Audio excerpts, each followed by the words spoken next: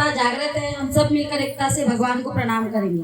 भगवान बाबा हनुमान जी को प्रणाम। महान त्यागी बाबा जुमदेव जी को प्रणाम। परमात्माए भगवान बाबा हनुमान जी को प्रणाम। महान त्यागी बाबा जुमदेव जी को प्रणाम। परमात्माए आज के संचालक महोदय जी ने मुझे पूछे है कि नारी का इस धर्म में क्या महत्व है, क्या नारी के ऊपर विचार रखो, कैसे रहना चाहिए नारी में धर्म? सेविका का इस मार्ग में क्या परिचय है, इस पर विचार पूछे, जो इस प्रकार है। भगवान बाबा हनुमान जी को प्रणाम। महान त्यागी बाबा जुमदेव जी को प्रणाम। परमात्मा धन्य हमारे महान त्यागी बाबा जुमदेव जी, जिन्होंने इतने कठिन परिश्रम कर इस मार्ग को स्थापित किया और हम गौर गरीब सेवक सेविकाओं के बीच में रखा। लेकिन जो इतना कठिन मार्ग था बाबा ने ऐसे ही हासिल नहीं किया, उनके भी पीछे एक नारी का हाथ था। नारी यानी हमारी मातोश्री आई वाराणसी का। अगर से वो ना होती तो आज ये मार्ग हमारे बीच में नहीं होता, क्योंकि इस मार्ग को जितना खड़ा करने में बाबा का हाथ है उतना ही खड़ा करने में आई का भी हाथ है। क्योंकि आई ही ऐसी जो गृहिणी थी, जो उन्होंने इतना ध्येय बनाकर और एक लक्ष्य एक चीज से बाबा के कदम से कदम मिलाकर चलते रहे और बाबा को कभी नहीं रोका कि तुम ये चर्चा बैठक में क्यों जा रहे हो, तुम यहाँ क्यों जा रहे हो। क्योंकि बाबा को तो एक सन्यासी के माध्यम से मार्ग मिला था। क्योंकि देखो हमारे पास तो गुरु है, लेकिन हम फिर भी गलतियां कर बैठते, लेकिन बाबा के पास गुरु नहीं थे। वो सन्यासी के माध्यम से इस मार्ग को उनने हासिल किए और उनका गुरु कोई नहीं था, लेकिन उन्हें अपने परिवार में एकता बनाकर, अपने परिवार में एकता कर और पांचों भाई बैठकर बात करें कि हमें इस मार्ग के बारे में पता चला है, इसे करने से एक तो मेरी जान भी जा सकती है या मैं पागल भी हो सकता हूँ। तो सब भाइयों ने हाथ खड़े कर दिए कि हमारा परिवार है और ये है वो है। पर आई जो ऐसी नारी थी, जो सेविका ऐसी थी कि उनके साथ खड़ी रही और उन्होंने बोला, यानी उनने सब भाइयों के बोले कि कल जाकर अगर से मुझे कुछ होता है इस मार्ग को हासिल करने में तो आप मेरे परिवार का ध्यान रखेंगे। पूरे भाई की एकता थी, सब भाई ने हाँ बोले। और सबसे बड़ी बात है कि हमारे आई ने हाँ बोली, क्योंकि एक महिला जो होती है वो बहुत सहनशीलता और शक्तिवादी होती है। तो उसको मालूम था कि ऐसे भी तो हमारे घर हर साल एक मृत्यु होती है। क्योंकि बाबा 12 साल के दुखी थे, क्योंकि उनके घर हर दिन परेशानियां आते रहती थी। तो उन्होंने बोले कि अभी भी मरना है, बाद में भी मरना है। लेकिन उनके अंदर क्या था, एक विश्वास था और एक ध्येय था और उनको एकता भी थी उनके परिवार में। वैसे ही इस मार्ग की सेवक और सेविका, सबसे बड़ी बात इस मार्ग में सेवक तो बहुत कम आते हैं, लेकिन सेविका ही पहले आती है मार्ग लेने के लिए। और आज चर्चा बैठक में भी आप देख लो, उपस्थिति सेविका भाई लोगों की ही ज्यादा रहती है। क्यों रहती है? क्योंकि वो दुखी कष्टी रहती है, उन्हें अपने परिवार को देखते हुए चलना पड़ता है। क्योंकि जो परिवार में हमारे दिनचर्या में जो भी होता है, सेवक तो बाहर चले जाता है काम से, लेकिन सेविका भाई घर में रहती है। उन्हें हर चीजों का मेंटेन करना पड़ता है। उन्हें समझता है कि आज हम इस चीज से गुजर रहे हैं तो हमें कल क्या होने वाला है और हमारे बच्चों का कैसा आचरण रहेगा। तो इस मार्ग की सेविका इस मार्ग को इतना आगे ले जा रही है सेवक से ज्यादा। तो सेविका के अंदर ध्येय होना चाहिए और एक विश्वास होना चाहिए और एक चित्त और एक लक्ष्य से कार्य करना चाहिए। एक चित्त और एक लक्ष्य से और ध्येय से हम अगर से कार्य करेंगे तो दुनिया की कोई ताकत हमको नहीं रोक सकती। देखो इंसान का जीवन है तो परेशानियां आएंगी, लेकिन परेशानियों को हमको देखते हुए आगे बढ़ना है, पीछे नहीं हटना है कि परेशानी आई है तो हम दुखी हो गए और पीछे हो गए। इससे क्या होता है, हमारा ध्येय टूटता है। तो हम जो शाम की प्रार्थना में ध्येय से एक भगवान को मानना, वो बाबा ने ऐसा 12 कड़ी क्यों लिख कर दी हमको कि ध्येय से एक भगवान को मानना।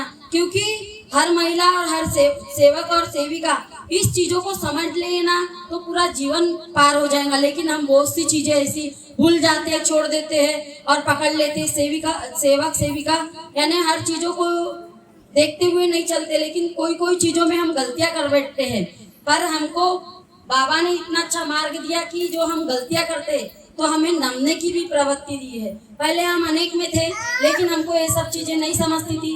हम कई तरह की पूजा पाठ करते थे। भगवान कोई बुरा नहीं है, किसी का भी भगवान बुरा नहीं है, लेकिन उसको करने वाला होना चाहिए वैसा। हम देवी देवताओं को भी मानते थे, लेकिन किससे क्या बोल रहे, किसको कैसे टोन से बोल रहे हैं, किससे लड़ते थे झगड़ते थे, लेकिन कभी कोई चीजों को हम समझते नहीं थे, क्योंकि हमें वहाँ मालूम ही नहीं था कि नमना कैसा, हमको वहाँ मालूम ही नहीं था।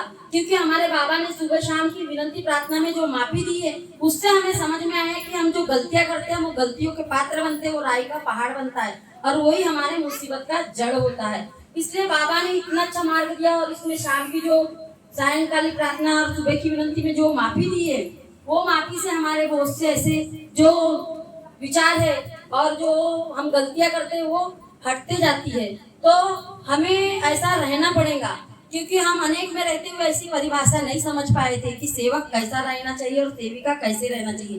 बाबा ने जो शाम की प्रार्थना में सायंकालिक प्रार्थना में जो 5 नियम दिए हैं, अनेक बुरे व्यसन बंद करना, जो तीसरा नियम 5 नियम में से अनेक बुरे व्यसन बंद करना, शराब टॉनिक सट्टा जुआ लॉटरी पटकीओड़ मुर्गे काती चोरी करना, झूठ बोलना, क्रोध करना बंद करना। और इसमें जो हेडलाइन दी है, महिलाओं ने अपने बच्चे और पतिदेव को क्यों दिया गया है, महिलाओं ने अपने बच्चे और पतिदेव को बुरे शब्दों में नहीं कहना चाहिए, क्योंकि महिलाओं में इतनी शक्ति होती है कि उनके शब्द लग जाते हैं। इसलिए बाबा ने ये जो हमको दिया है, बार बार हमको याद दिलाने के लिए दिया है कि हम ये चीज को सोच कर चले, और हम जो बोलते हैं उसको हम दिन भर में 10 बार भी मंथन कर रहे हैं कि हमसे ये गलती हो रही है और हम माफी मांग रहे, तो हम में नमने की प्रवृत्ति है।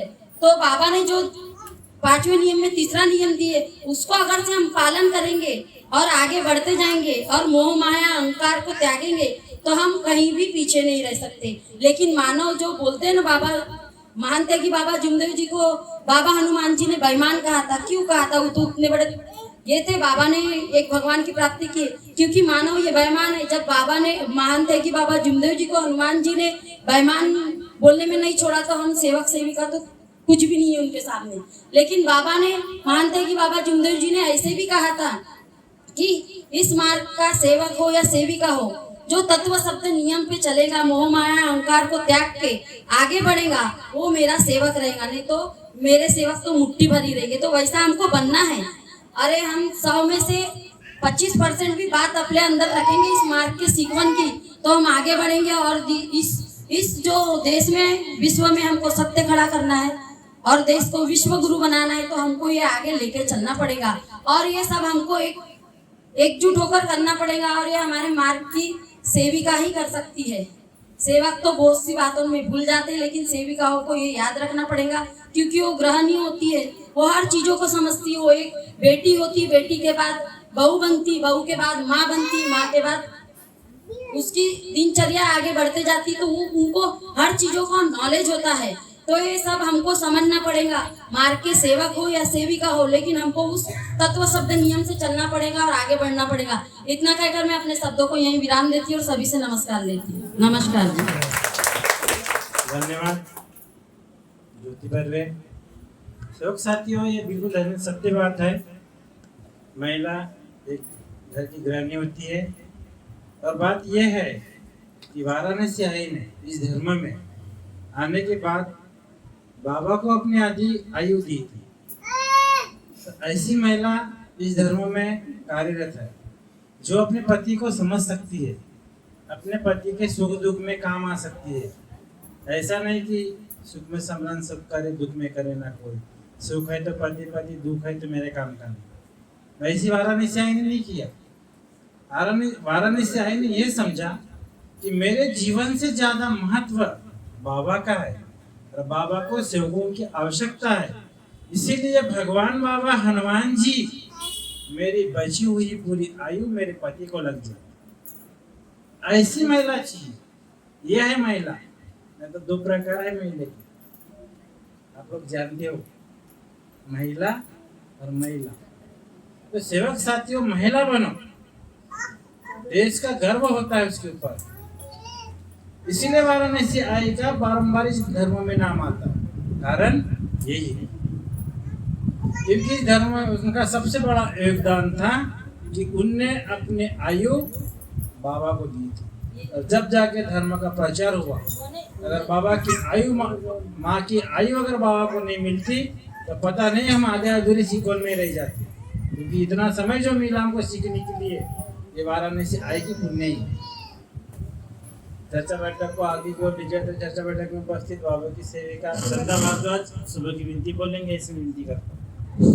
भगवान बाबा हनुमान जी को प्रणाम आते ही मैं बजरंग बली को प्रणाम परमात्मा। भगवान बाबा हनुमान जी मेरे जीवन में की हुई सारी पूजा और पुराने विचार करूंगी। मैं मरूंगी या जीऊंगी है कि भगवान बाबा हनुमान जी को मानूंगी।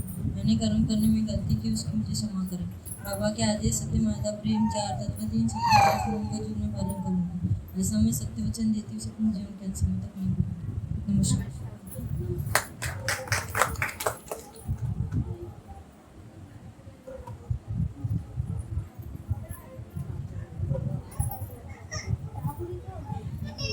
हम सुबह की विनती करते हैं, तो सुबह की विनती करते समय बाबा ने हमें 5:30 बजे का ही समय क्यों दिया है? क्या कारण? भगवान बाबा हनुमान जी को प्रणाम। महान त्यागी बाबा जुमदेव जी को प्रणाम परमात्मा। भगवान बाबा हनुमान जी ने सुबह 5:30 बजे का इसलिए टाइम दिया कि भगवान बाबा हनुमान जी उस समय उपस्थित रहते हैं। फिर हमारी शादी हुई है, फिर तो हम भी आए तो करने लगे। हमारे घर में बहुत परेशानी थी, मतलब तबीयत खराब होना। उस समय में मैं शुरू में आई थी तो मेरे को दूध होना, बहुत ही ज़्यादा तबीयत खराब हो गई थी। फिर हम मार्गों में रहने के बाद फिर भी हमने देखा चाहे किए थे, मेरे माँ लोग ने ले गए थे मुझे तो कुछ भी याद नहीं था कैसा क्या हुआ क्या नहीं। तो हमारी एक छोटी बच्ची की बहुत तबीयत खराब थी, उसको झटके की भी बीमारी थी। वो रह के झटके मारती थी, आँखें से बाहर निकालती थी, बहुत सी परेशानी थी हमारे को।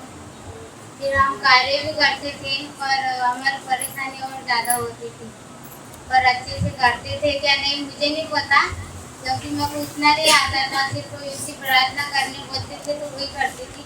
अब यहाँ क्या करते थे, क्या पालन करते थे क्या नहीं मुझे नहीं पता, बताए भी नहीं थे हमको।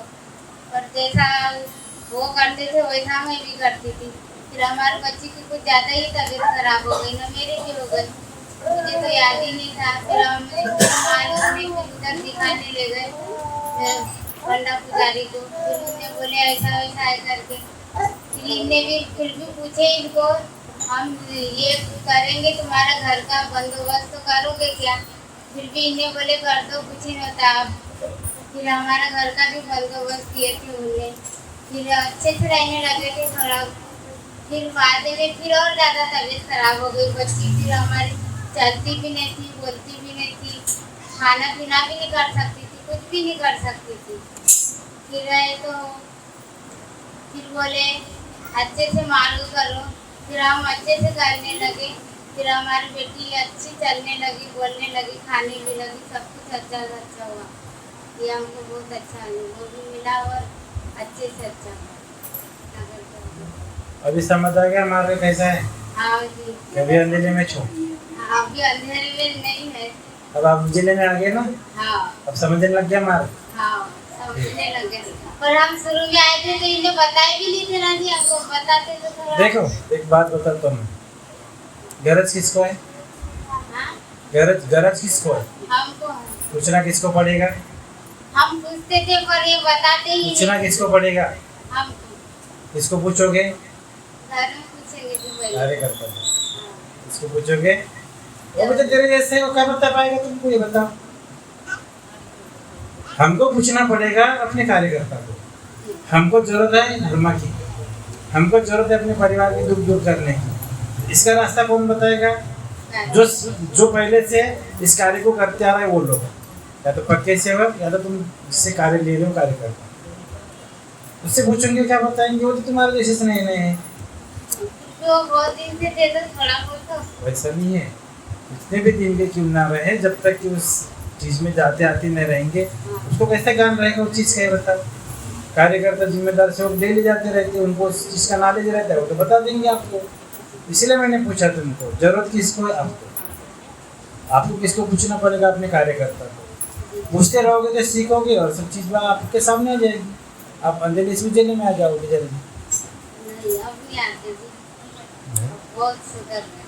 मतलब वही तो बोल रहा हूँ, आप जल्दी सुधर जाओगे। हाँ। मेरा कहने का मतलब, पूछते रहोगे कार्यकर्ता को तो आप जल्दी सुधर जाओगे, है कि नहीं? ठीक है, नमस्कार, धन्यवाद।